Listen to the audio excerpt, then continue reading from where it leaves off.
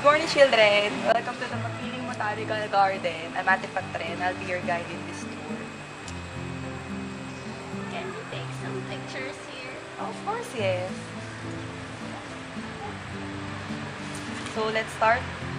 Japananga Odorata, or in English, ilang-ilang.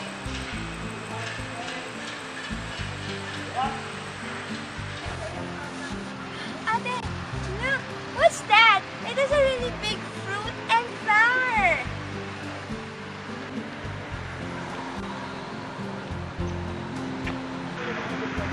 Ate, don't you know that?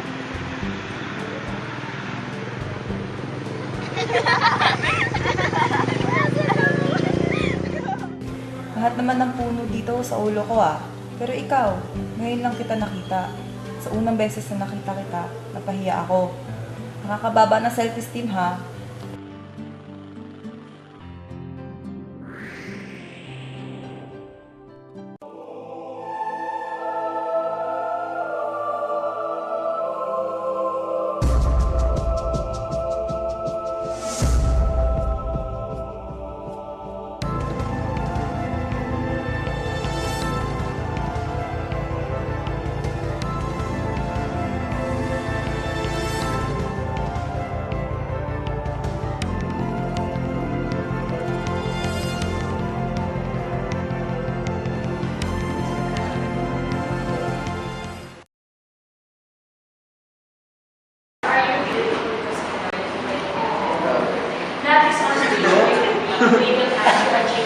Oo, tapos ginagawa ng baro.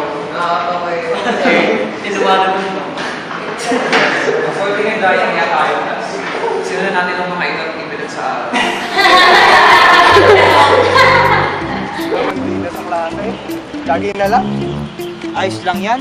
Kaysa naman mukha lang tayo papunti sa tabi. At least bida. Ito sa kalokohan.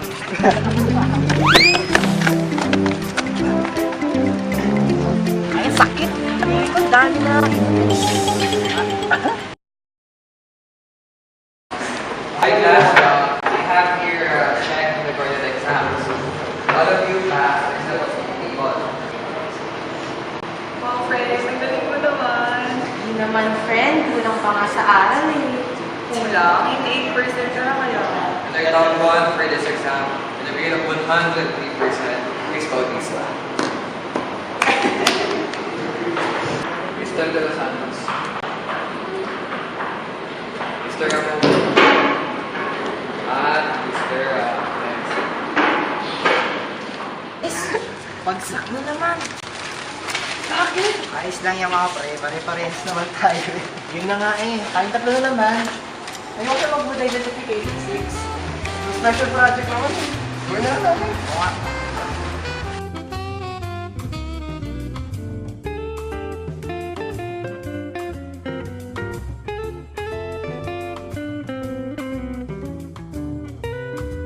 Guideline. A product made of wood to be passed on October 12, 2012. Nako, next week na pala to.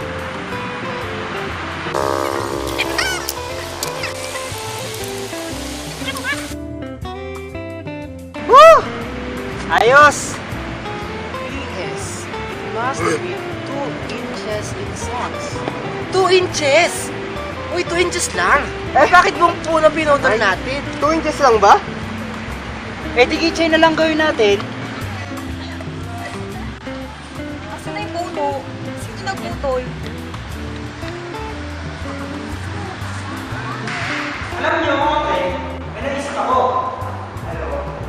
Dahil matagal na yung grade na kailangan natin para pumasa, ba't di na lang pa tayo ng malaking project? Ang laki. Hindi kuha tayo sa Stanford Pro, sigurado matutuwa yun. Oo nga! Natutuwa eh. Tapos na talaga tayo. Parang katawan ko naman itong ginagawa natin eh. Oh, kamukha ko pa. Layo may propo. Ulitin ko ba dyan? Sabihin na lang natin, nakatawan niya to. Ay, macho. Sabihin nun. Ewan ko sa inyo.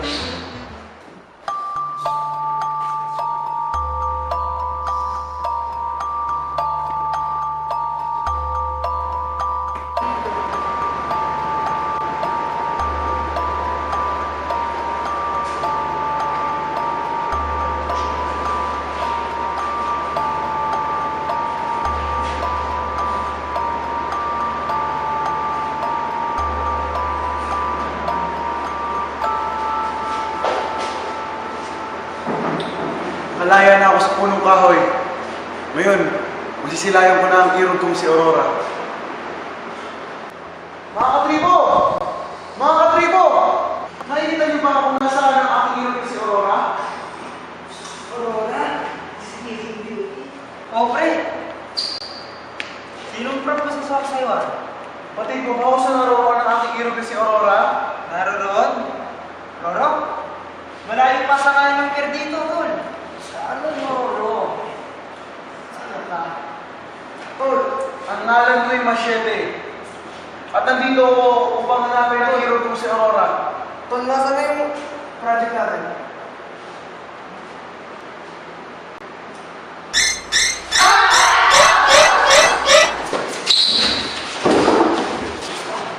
Huwag ka na natin! Maligno! Ano maligno yung sinasabi? Ako'y galing sa tribong nagnangalang Bilo-Bilo. Ano tama? Bilog ka eh. Eh bakit ka ba naging tao? Uy! Binubulong ba kami? Paano ka naging tao? Kaway ka lang ah! Ano ba kasi yun, friend? Parang ano kasi, nangyari na ba sa'yo yung parang may nag-flashback sa'yo? Panaginip? Oo naman. Hindi, gising ako eh. Anong level of consciousness yan, friend? Daydreaming? Gusto pa ba yun? Seryoso. Eh, seryoso din naman ako. Baka naman nalimutan mo lang tapos biglang nag-flashback sa'yo. Lalaking nakabahag kasama ko doon, totoo. Oh my gosh! Nakabahag na lalaki! Sexual arousal mag-isa? Hindi. Nangyari yung sinaunang parang, pero alam kong hindi nangyari sa akin yun. May alam akong ganyan eh. Yung pinagsusuot sila ng puti, tapos kakabitan na ng bracelet, tapos dadalhin sila sa isang kwarto. Hindi ako baliw, no. Pero seryoso, narinig talaga akong case na ganyan. Yung bata raw, meron daw silang vase sa bahay nila, tapos yung vase na yun, antique, tapos parang sinauna na. Tapos nung hinawakan ng bata, parang may pumasok sa isip niya. Parang may history ng vase. Possible ba yun? Ewan ko, nabasa ko lang. Pre, hindi namin alam kung maniniwala kami sa mga nakwento mo eh. Oo nga, ikaw, nakalung sa puno. Wow! Magic! Pero, nakakaawa ka kasi. Oo nga, tulungan na kaya natin hanapin yung Aurora ba yun? Tunay ba tutulungan ka kung mahanap ang aking irog kong si Aurora? Gusto mo may English version pa eh. Uy pare, dito ka muna ha. Bawal kasi mag-sit sa amin, magagalit yung prof namin. Masungit kasi yun. Huwag kang pasaway ah. Babalik kami. Diyan ka na. Tara na, Sit! Sit! Tara boy.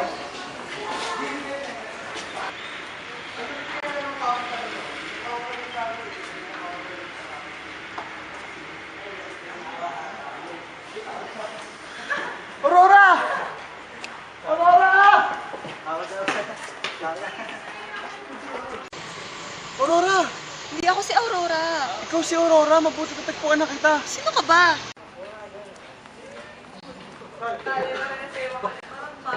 Matchsticks! Eh!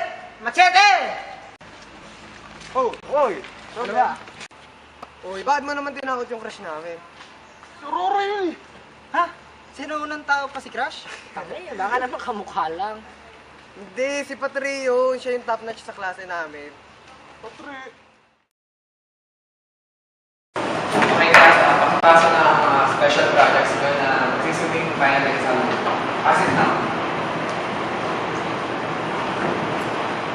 Nasaan ang tayo? Sir, sir, ito po, si Machete. Pinag-lolo naman ba? Kamu ba yan?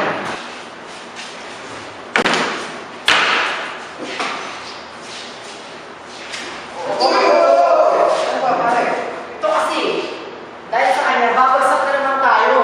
Gol, di naman niya kasalanan eh. Oo nga, tayo dapat kasi yung si Machete. Kasalanan natin to eh. Sarili natin ang dapat sisihin, hindi si Machete. Kung nagsipag lang tayo sa pag-aaral, hindi na ako sana tayo.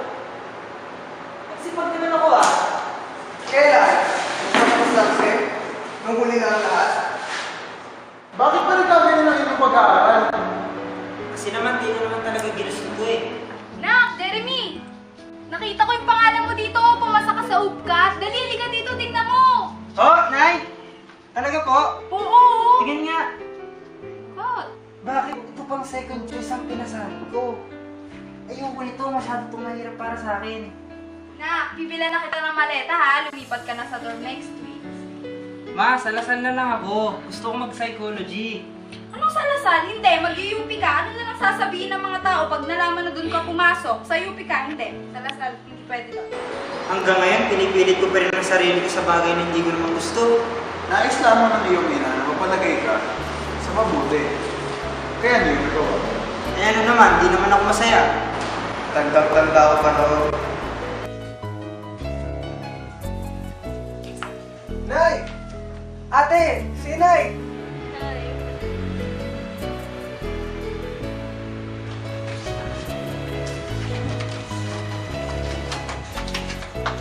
Ross, si nanay may cancer.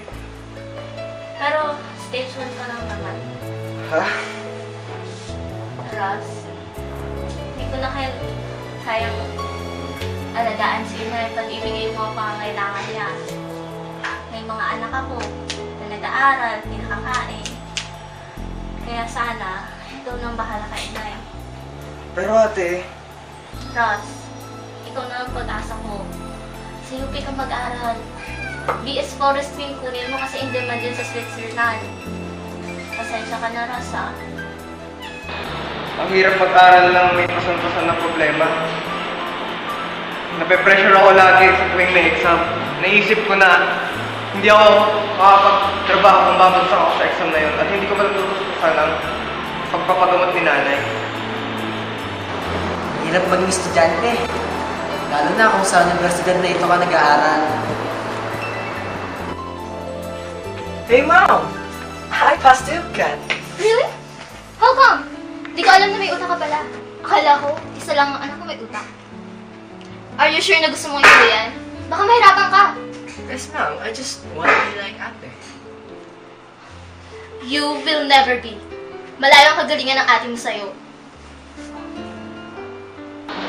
Nakakasawa namang ipis yung mga taong hindi ka naman na-appreciate. Nakakababa kaya ng self-esteem yung mga taong nasa paligid mo na walang acceptance. Pero puno ng comparison.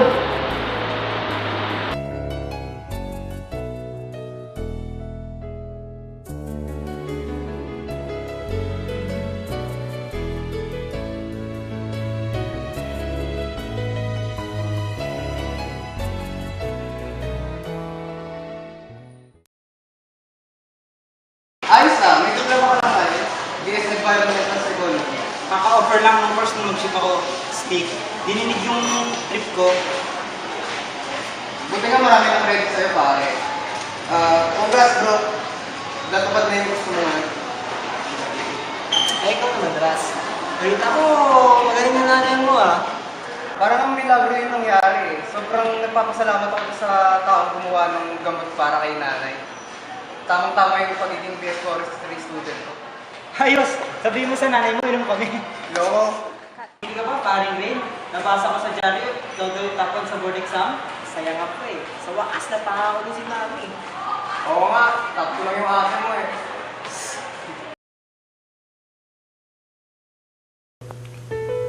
Mahirap ipilit ang sarili na gustuhin ang isang bagay. Magiging matagumpay ka nga sa pagkamit ng kagustuhan at ikasasaya ng ibang tao, pero hindi ka naman masaya sa kung anong nakamit mo. Ang tunay na kasiyahan ng tao ay hindi napipilitan at walang limitasyon. Ang kasiyahan ay kalayaan at pagmamahal. Kapag mahal mo ang ginagawa mo, masaya ka rito. Ang bawat taong ating minamahal ay atin ring pinahahalagahan. Masaya tayo pag sila'y tumatawa at malungkot tayo kapag sila'y lumuluha. Ngunit ang pakikipagsapalaran sa buhay ng may nakapasang sako-sakong problema ay napakahirap tahakin. Kahit masaya ka sa mga nangyari sa araw mo, hindi pa rin maiiwasang maalala ang taong naghihirap na dapat mong pagtrabahuan dahil sa iyo lamang umaasa para mabuhay. Kapit lang at maghintay, darating din ang magandang pabuya mula sa paghihirap na iyong dinanas. Ang pinakamahalagang regalo ng may kapal ay ating mga sarili na dapat pangalagaan, mahalin at pahalagahan. Ngunit paano kung mismo ang taong mahal mo ang nagpapawala ng kahalagahan ng sarili mo? Paano kung ang bawat paghihirap na ginagawa mo para makuha ang tiwala at pagpapahalaga nila ay binabaliwala lamang? Ang buhay ay hindi dapat kinukulong sa mga taong walang pagpapalaga. Maraming tao sa mundo, maraming maaaring makilala na di hamak na mas makakapagparamdam ng walang katapusang pagmamahal sa atin. May nakalaang tao para sa bawat isa sa atin. Kung mawala man ang taong minahal natin noon, maaaring bumalik siya bukas, sa isang linggo, sa isang buwan, sa isang taon o kahit kailan pa. Dahil kung kayo ang para sa isa't isa, panahon at pagkakataon ang gagawa ng paraan para kayo magkasama. Maaaring walang kasiguraduhan sa umpisa, ngunit walang kapantay na ligaya naman kapag kapiling na siya.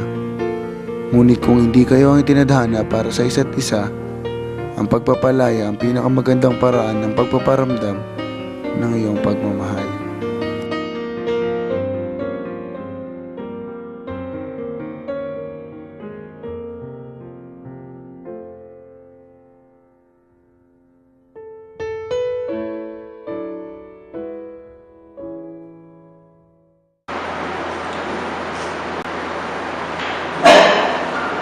Grabe!